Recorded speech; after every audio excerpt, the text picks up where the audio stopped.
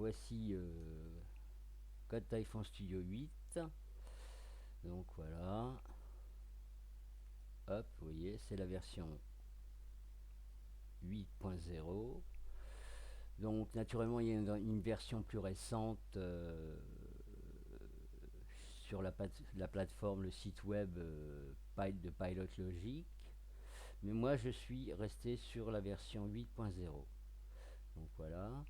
Alors, je vais présenter des exemples de CodeOcean et tout particulièrement de PLGLSN, donc pour faire de la 3D. Alors, je ferme le projet, donc je vais dans Projet, fermer le projet. Il me propose l'assistant de projet. Je vais faire ouvrir un projet. Donc naturellement, au préalable, le projet à blanc, donc le projet de démarrage, a été stocké dans un sous-répertoire du répertoire personnel Projet Pascal et un autre sous-répertoire TP1. Donc là, voilà. Maintenant, je vais dans Système de fichiers. Alors c'est sûr que pour aller le trouver sous Linux, c'est un peu plus compliqué que sous Windows. Donc je vais dans User, si je ne me trompe pas, Local, c'est Code Typhon Studio, CodeOcean, et je vais regarder dans PLGLSN.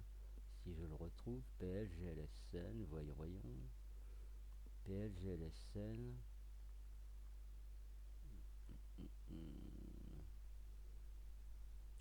Voilà, PLGLSN. Je vais dans Sample, donc les exemples. Et alors, j'en avais déjà compilé quelques-uns pour me faire une petite idée, mais je vais voir ce que je pourrais trouver d'autre de différent. Voyons. Alors dans Graph, pourquoi pas, on va recompiler certains. Alors il y a iField, FDXY, Spline Projection. Donc je vais prendre FDXY. Donc j'ouvre le projet FDXY. Voilà. Donc là j'ai le source. Donc dans l'éditeur de source, il y a source, l'onglet designer. Et là on voit la définition, la composition de la fenêtre de l'application une fois qu'elle sera compilée. Donc je commence par construire le source pour en faire une application. Donc voilà, si tout se passe bien.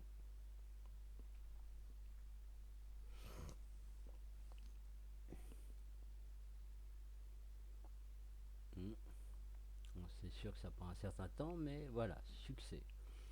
Donc ensuite j'appuie sur l'icône exécuter sans déboguer. Donc voilà. Alors là on voit l'application. Donc là voilà. Donc je prends ensuite ici. Donc c'est un en OpenGL. Voilà. Donc on voit ceci. On peut décaler la grille, une des grilles, la grille bleue je crois. Ouais. Voilà. On peut la décaler. Oups. Voilà. Donc voilà. Je ferme l'application. Je ferme le projet de nouveau pour passer à un autre. J'ouvre un projet. Je reviens dans, voyons, GPLG, GLSN, Sample, Bench, Collision, Editor, Effect, Interface, Material. Qu'est-ce que je pourrais trouver de différent? CubeMap, Texture 3D, non, Sample, Meshes. Qu'est-ce que je pourrais trouver dans Meshes peut-être? Voyons. Divide, terrain, title, tree. Voyons. Ducky, formula, non. Quelque chose qui soit mushroom, non. Bon, on va ressortir, on va chercher quelque chose de FX, spécial FX, c'est ce qu'on a. Beer par exemple, le verre de bière, la chope de bière, pourquoi pas. Waterplane, je pourrais vérifier Waterplane s'il fonctionne bien. Donc le projet Waterplane, alors je construis le programme. Voilà. Est-ce que ça passe sur cette bécane? Voyons. Succès 2 conseil. Alors je l'exécute sans débogage. Waterplane, eh bien contrairement à Windows 10 où j'ai installé Windows 11 où j'ai installé Waterplane, comment dirais-je, voilà. Donc là l'exemple est très bien. On voit les vaguelettes dans l'eau. Sous Windows 11, j'ai peut-être un problème avec le processeur graphique parce qu'il ne me l'affiche pas complètement. Donc là, voilà. Donc c'est bon. Donc je pense que ça suffit amplement pour les exemples de CodeOcean puisque tout procède de la même façon, c'est-à-dire qu'on va dans le répertoire de CodeOcean. Donc je ferme le projet. Alors, j'ouvre un projet, le projet initial qui se trouve dans Eric, dans le répertoire, personnel, dans le sous-répertoire projet Pascal, TP1, si je ne me trompe pas, projet CPTR, c'est doit être celui-ci, ouvrir. Oui, voilà, il me remet le projet à blanc que j'avais sauvegardé précédemment. Donc là, je vais fermer, comment dirais-je, CT Studio. Et je vais vous montrer où se trouvent les exécutables compilés, les programmes compilés de CodeOcean. Alors, je vais dans, voyons, système de fichiers, donc sous Debian, Linux, Ubuntu, enfin là où on est sur les systèmes Linux où CT Studio s'installe correctement. Des fois, il peut arriver que y ait des petits problèmes. Naturellement, c'est forcément 64 bits. Donc, user, local. On va dans naturellement code Typhon.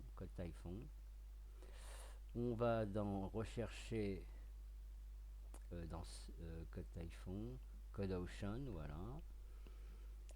Oups, ensuite on recherche les exemples PLGLSN. Est-ce que je vais les retrouver? PLGLSN, voyons. PLGLSN, G. Alors, PLGLSN, GLSN, c'est un package de composants qui a été développé par une équipe et qui est intégré d'office dans CT Studio 8, alors que dans Lazarus Pascal ou Delphirad Studio, il faut installer les paquets par soi-même, ce qui est quand même assez compliqué par rapport à CT Studio où tout est installé. On a un très grand nombre de paquets de composants installés, on a une palette de composants installés assez riche, quoi. Donc PLGLSN, sample, les exemples, et on va chercher dans Xbin, voilà, Xbin. Alors j'en avais compilé quelques-uns avant de faire cette vidéo. Il y a la shop de bière, beer, voilà, donc voilà, hop, beer, F2XY naturellement, l'exemple de tout à l'heure. On a Highfield, voilà. Alors je vais modifier un peu la couleur, je vais mettre en diffuse. Je vais le tourner un petit peu cette fois-ci avec la souris parce qu'avec le stylet de la tablette graphique, c'est un peu différent, voilà. Je vais chercher naturellement Waterplane peut-être. Qu'est-ce que j'avais compilé d'autre? Waterplane, voilà, Waterplane. Je ferme. Alors voilà tous les exemples. Donc les exemples compilés, ce qu'on peut faire avec GLSen, donc le paquet de composants dédié à la 3D. Mais il y a d'autres, comment dirais-je, composants objets qui permettent de faire une foultitude d'applications couvrant différents domaines, quoi. Donc voilà. Hop, hop, hop, hop. Voilà, c'est tout pour le moment.